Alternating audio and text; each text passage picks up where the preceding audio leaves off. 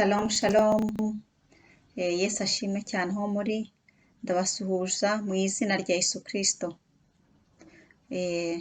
Ndashimira Imana ko yongeye kumpa kano kanya keza ko gusangira namwe ijambo ry'Imana, ni ukuri ni iby'agaciro kanini. Reka mbanze nsenge niragize Uwiteka kugira ngo anyobore muri byose. Data wa twese uri mu ijuru, ndagushimiye muri kano kanya keza wongeye kumpa, Mwami ni iby'agaciro kanini ndabigushimiye. None Mwami, ndakwinginze kugira ngo ubane nanjye muri byose. Mwuka wera, ndakwinginze kugira ngo unshoboze, unyobore muri byose, kuva ntangira kugeza nsoza, ungide muri byose. Ndagushimiye, ni mu izina rya Yesu Kristo mbisabye Mwami, amen. Reka ndirimba akaririmbo kanje muno munsi, ngo burya kuririmba no gusenga kabiri.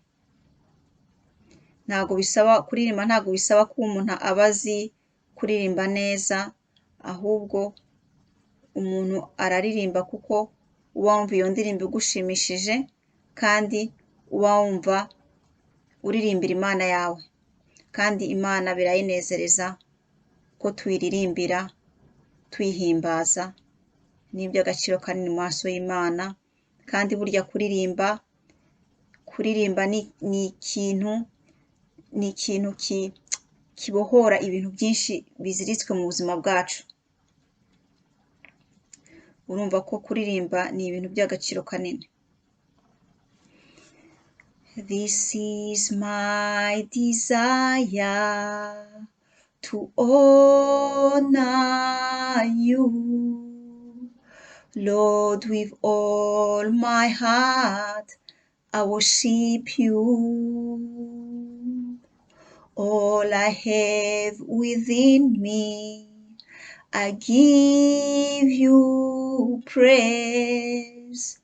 All that I am, I worship you. Lord, I give you my heart, I give you my soul. I live for you alone. Every breath I take, every moment I'm awake. Lord, have your way in me, and I will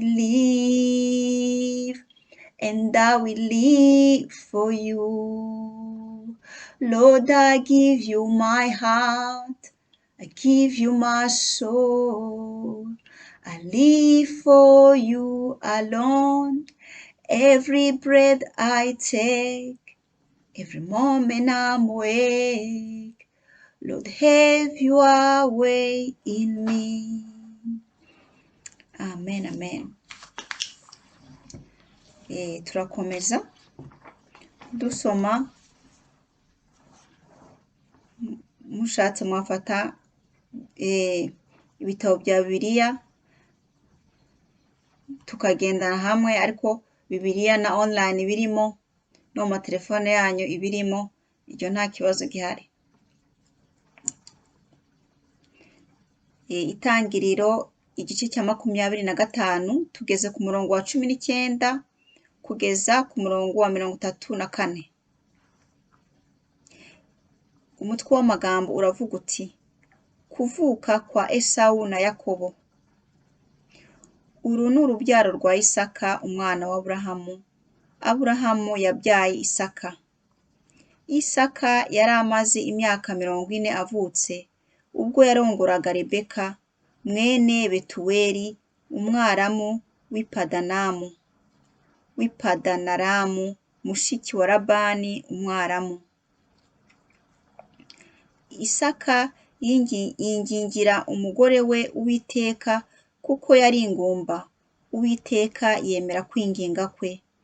Rebeka umugore we asama inda.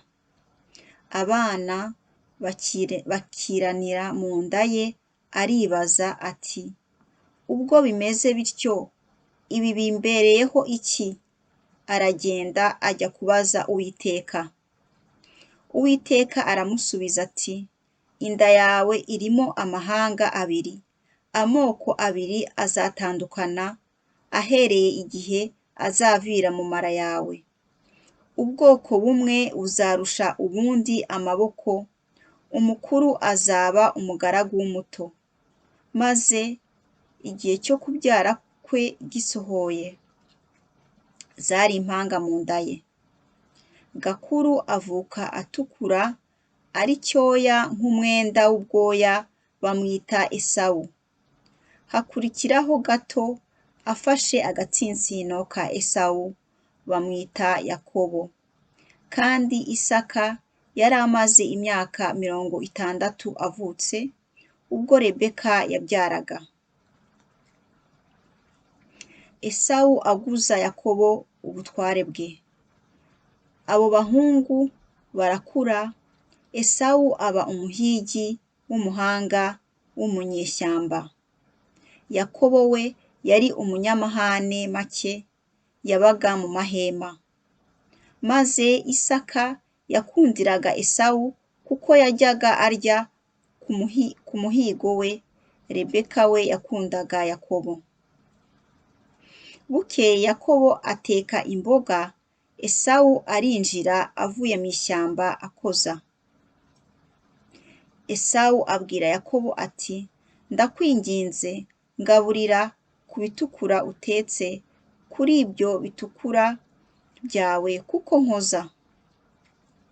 Nicyo cyatumye yitwa Edomu.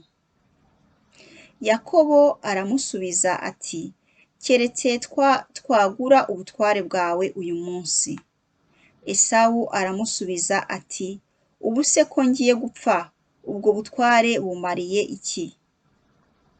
Yakobo aramubwira ati, ndahira uyu munsi. Aramurahira, agurisha Yakobo ubutware bwe. Yakobo aha Esawu umutsima n'ibishyimbo yatetse. Ararya aranywa. Arahaguruka arigendera. Uko niko Esawu yasuzuguye ubutware bwe. Iryo ni ijambo ry'Imana. Amen.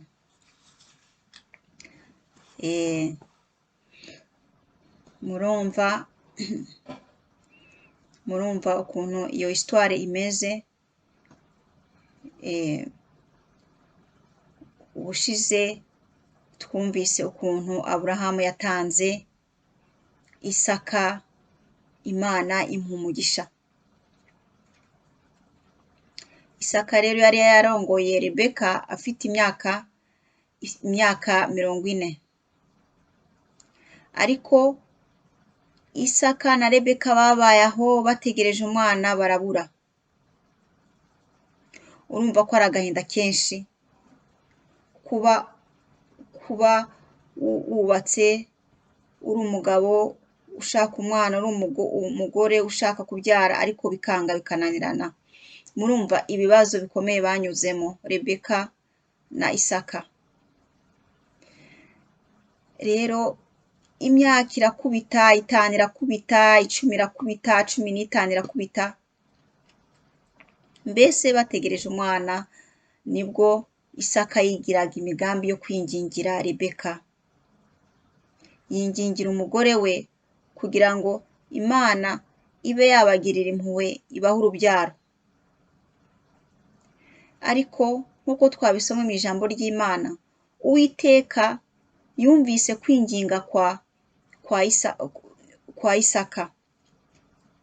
Yumvise kwinginga kwe, irangije imuha icyo umutima we wifuje. Irangije ibaha umugisha, Rebeka arasama.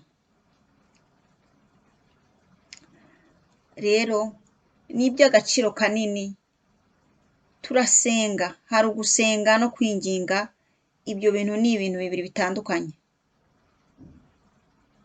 Kwinginga ni kumwe umuntu asenga amenetse umutima. Ni kumwe umuntu asenga yicishije bugufi, amenetse umutima, yinginga Imana ye. Ibyo rero ni iby'agaciro kugira ngo tubimenye mu gusenga kwacu kwa buri munsi. Ntitukajye dusenga gusa ngo gusenga kubera ko ushaka gusenga ugasenga, ariko no kumenya ko gusenga winginga ari ryo sengesho rikora ku mutima Imana.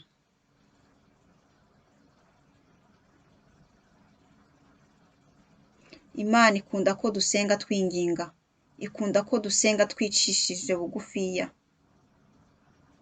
Kwicisha bugufi birimo kwinshi, birimo ibintu byinshi. Dushobora gusenga tudakiranutse n'Imana, tugasengera ku byaha, tugasenga turi aho dufitiye inzika, dufite n'ibintu byinshi biriya byose by'ibyaha, ibintu bidafututse tugasenga. Murumva aho ngaho rero bariyeri iba ijemo. Uwiteka abashaka kugira ngo tubanze twikiranure, tubanze twihane mu mutima wacu, twihanira kureka, hanyuma hakurikiraho gusenga no kwinginga.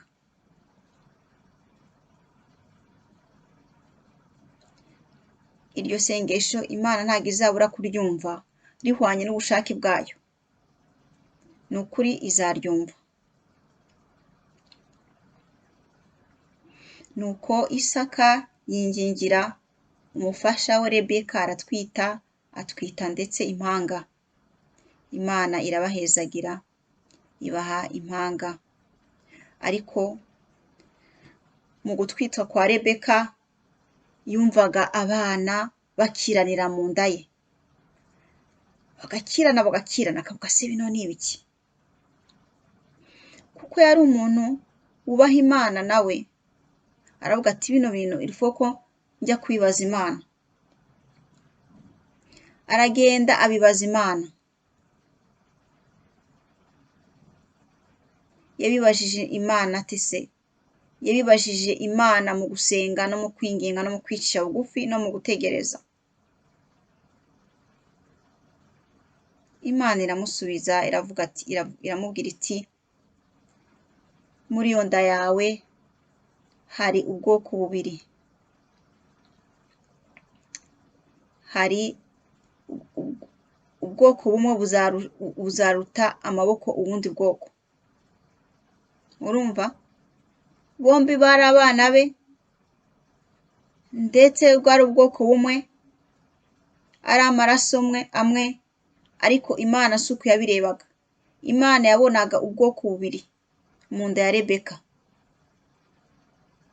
Imana ireba kure, aho twebwe abana b'abantu tutabasha kubona. Yabonaga ubwoko bubiri buzashyamirana, ubwoko bubiri mbese bumwe buzaruta amaboko ubundi. Wumva ko gato umuto uko Imana yayibonye, gato yari kuzarusha, mbega gato azarusha amaboko gakuru ngo azaba umugaragu wa gato. Murumva ni ibintu bikomeye, ni ibintu spesiyare, ni ihishurirwa Rebeka Imana yamuhaye, kuko yagiye kuyikonsiruta. Yagiye kubaza nde? Ntabwo yagiye kubaza abapfumu, ntabwo yagiye kubaza abahanuzi, yagiye kubaza Imana ye, yigiriye ubwe.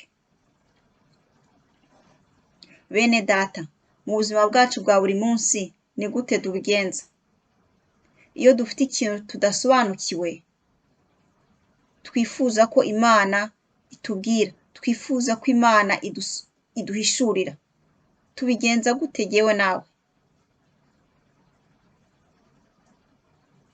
Eske tugenda mu bapfumu no mu baraguzi, cyangwa se twirukira mu bantu bitwa abahanuzi kugira ngo baduhanurire? Icyo dukora ni igiki? Njyewe nawe no kubitekerezaho.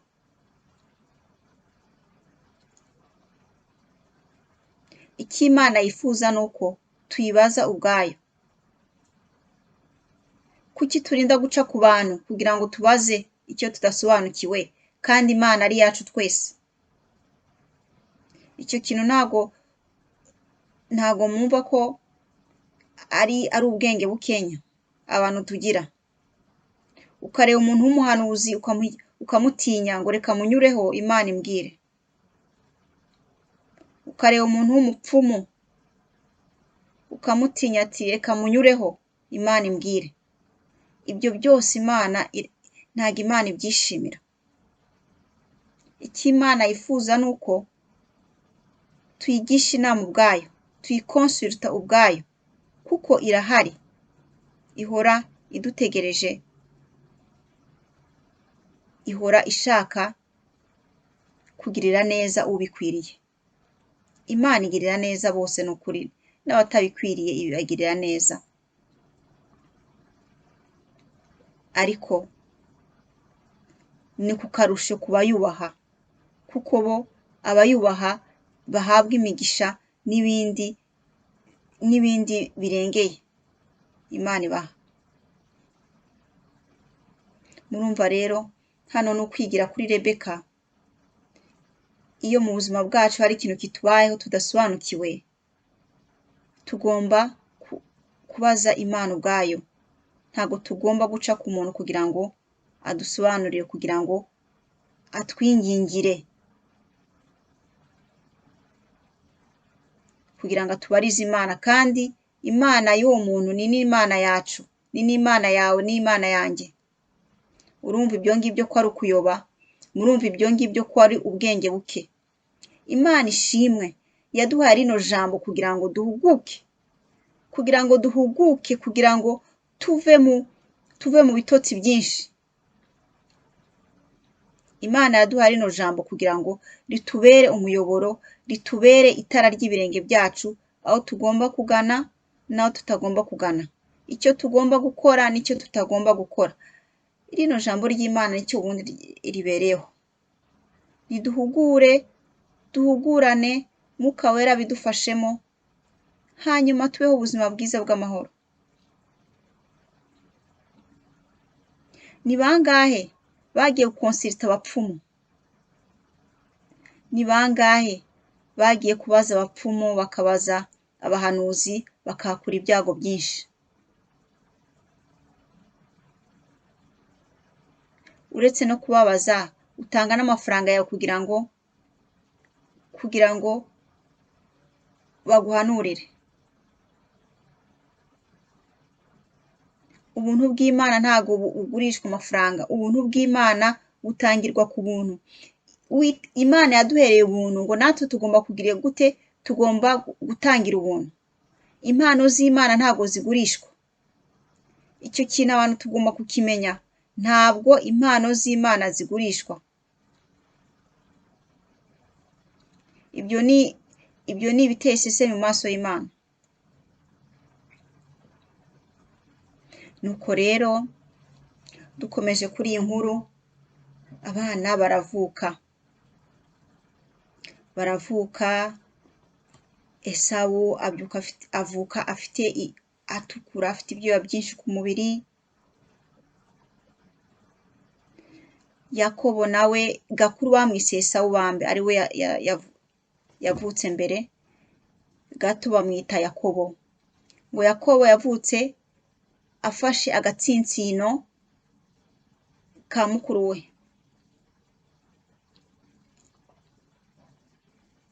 Murumva? Nuko abana barakura neza. Ijambo ry'Imana ryatubwiye ko Esawu yahigaga. Esawu yarahigaga, agahiga. Icyo kintu papa we akakimukundira cyane, kuko yakundaga kurya inyama za Esawu yahize. Icyo ngicyo se yo yarakimukundiraga cyane. Yakobo nawe ijambo ry'Imana ryatubwiye ko yari umuntu wicisha bugufiya, yari umuntu ucishe bugufiya wiberaga mu mahema, kandi ngo mama we yaramukundaga cyane. Urumva uwo muntu yiberaga mu mahema, yaganirizaga nyina, yafashaga na nyina uturimo, urumva agakomeza yiberana na nyina mu mahema. Urumva icyo kintu nyina wamubyara kimukundiraga cyane, atari uko Isaka atakundaga Yakobo, yaramukundaga, ntawanga umwana we, ariko yari afite favori yiwe.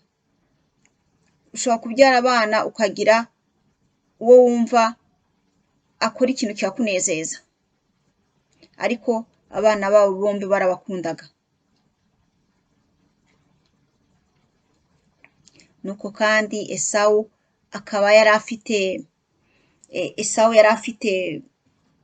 yari afite ubutware bwa gakuru. Esawu niwe yari kuzaragwa umurage wa se nk'imfura. Ibyo ngibyo ni uko byari bimeze. Maze rero nk'uko yagendaga guhiga, igihe kimwe agenda guhiga ataha ashonje cyane,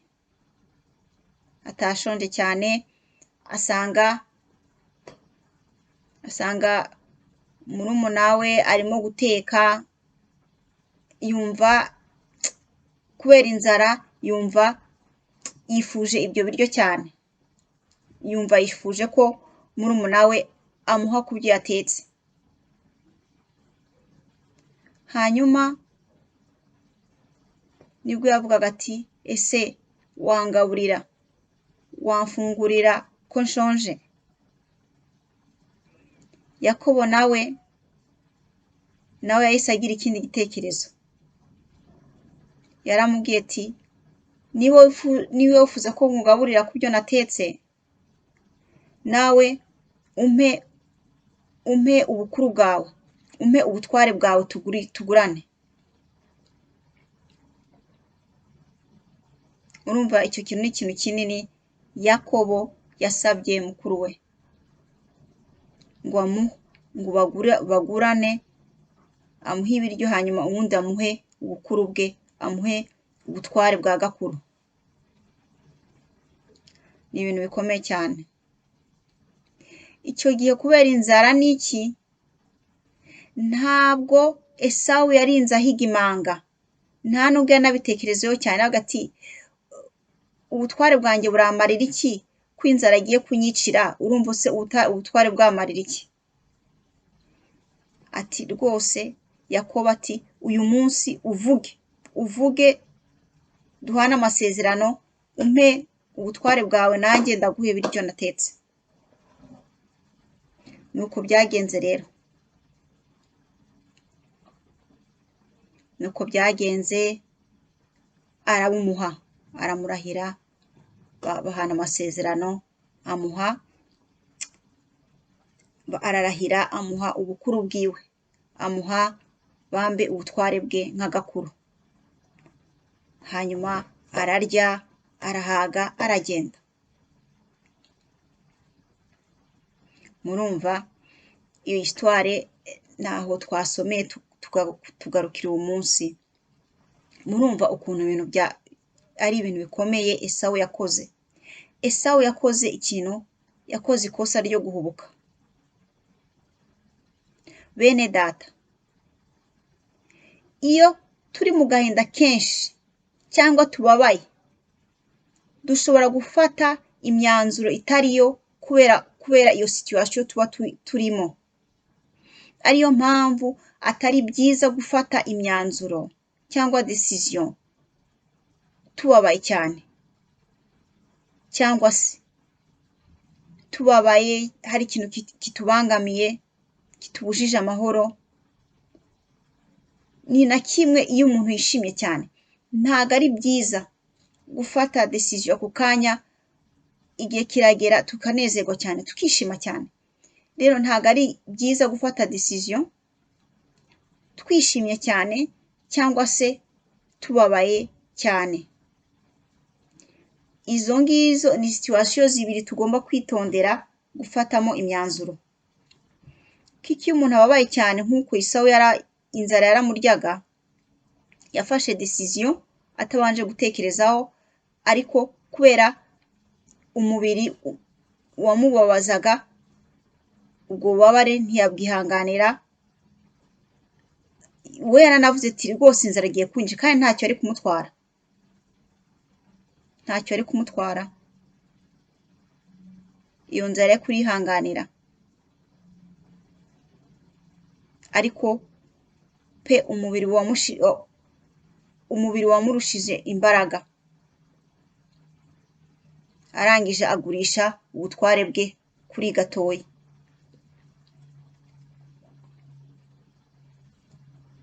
Icyo ni ikintu tugomba kwiga cyane mu buzima bwacu bwa buri munsi, ko tugomba kwitondera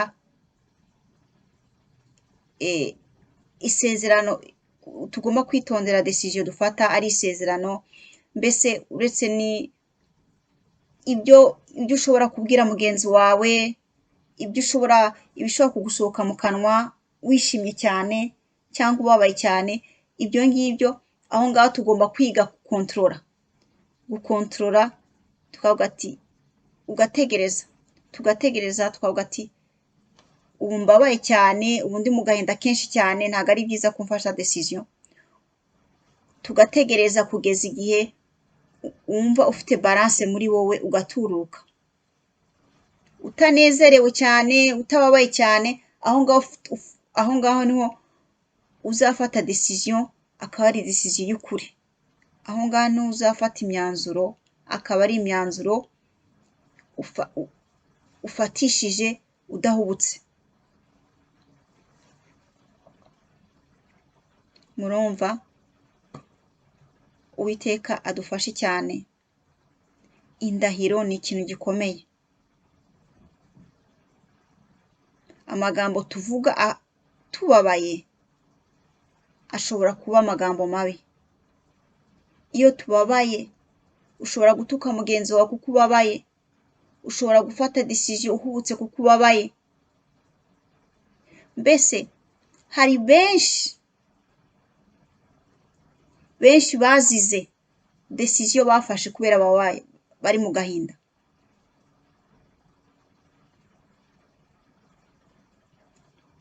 Ukaba wagira umujinya kuko ubabaye, ukaba wakora skandale. Hari benshi bari mu buroko kubera bakoze amahano, kuko bari muri situation ibabaye cyane, bari bababaye, maze barahubuka nk'uko Esawu yabikoze. Barahubuka bakora ibitagomba gukorwa. Niyo mpamvu tugomba kwitondera santima zacu, tukitondera ibyo bintu maze kuvuga. Hari benshi baba bari mu byishimo bagafata imyanzuro itari myiza,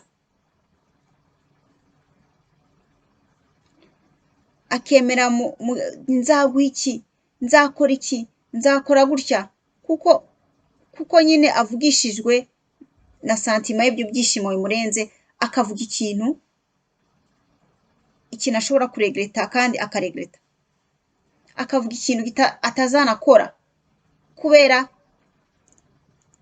iyo santima y'ibyishimo afite byinshi bimurenze muri ako kanya, ugasanga akoze ikintu ahubutse. Kandi yamara gutururuka amaze kugira balance muri santima ze, akaregreta. Murumva, ibyo bintu nibyo Imana ishaka kutwigisha kuri uyu munsi, ko tugomba kwitondera santima zacu. Tugomba kwitonda iyo tunezerewe cyane cyangwa se tubabaye cyane. Ntabwo tugomba gufata decision, tugomba kureka tugatururuka, tugafata decision dufite balance muri twebwe, kuko ibyo byombi bifite kutuzanira ibyago n'imibabaro.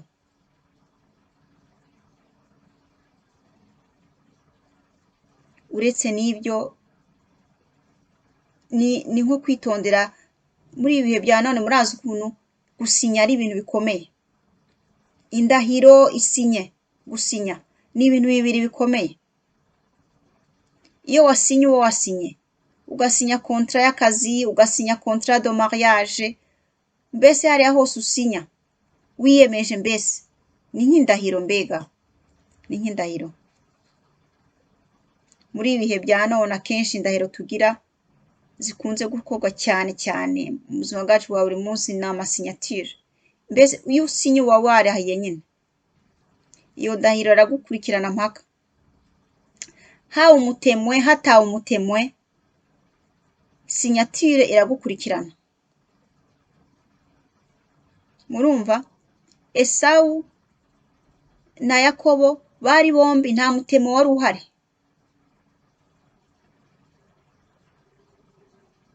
ariko tuzumva mu gisoma gikurikiraho ukuntu indahiro yakozeho Esawu.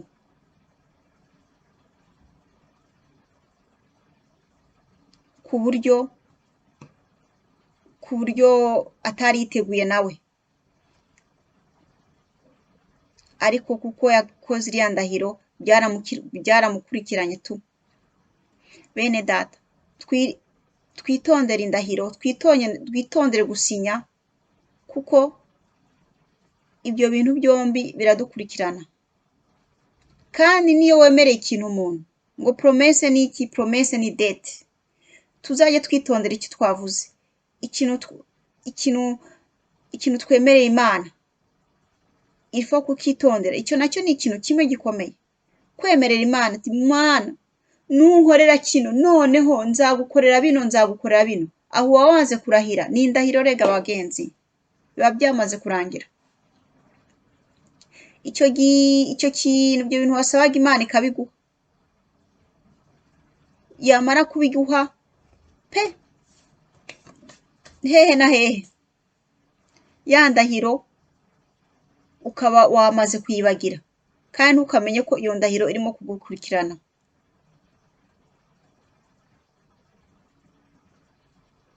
Imana ntabwo ikunda kugira ngo ko twemera ko, uretse no mu buzima bwacu bwa buri munsi nyine nk'uko umaze kubivuga, ariko tugomba kwitondera icyo twemereye Imana. Imana ibitegereje kugira ngo cyagiye nikigera wayemereye gukora ikintu runaka, kuko yaguhaye ikintu runaka, ugikore. Kuko uri mu binezero ukibagira icyo Imana yagukoreye. Kuko ndi mu binezero namaze kubona icyo nashakaga, nkibagira icyo Imana yankoreye, icyo nasabye Imana n'icyo nemereye Imana. Ibyo bintu biri danger.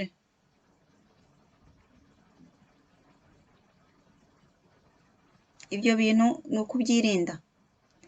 Nanone uzi ko wifitiye faiblesse, uzi ko ufite intege nke, utajya ukora icyo wavuze, wafumureka kwemerera Imana, wafumureka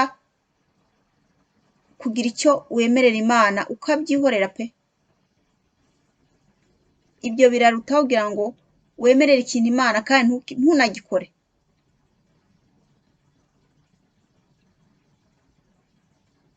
Cyangwa wemereye na mugenzi wawe, n'umuntu uwo ari we wese atari inshuti yawe, ukamuga ati ndakwemerera iki, nzagukorera iki, nzaza gusura se. Ikintu icyo ari cyo cyose ufite kubwira mugenzi wawe, ugikore. Imana yifuza ko tuba abanyakuri. Imana yifuza ko tugendera mu kuri. Icyo tuvuga tugomba kugikora. Kuko atari ibyo, ni ibyo nyine tuba twababeshyi. Tuba twababeshyi, kandi murumva ko kubeshya ari ibintu byangwa n'Imana. Satani niwe mubeshyi, Satani niwe se w'ubeshyi. Urumva uruhande tuba tugiyemo uko rumeze, urumva kote tuba ducaguye uko imeze. Ni ukwitondera buri kintu cyose bagenzi, kubanza gutekereza ku cyo tuvuze kandi icyo tuvuze tukagikora, kuko ari byo bishimwa n'Imana, kuko ari uko nguko Imana yifuza ko tuba abanyakuri nk'uko nayo ari umunyakuri.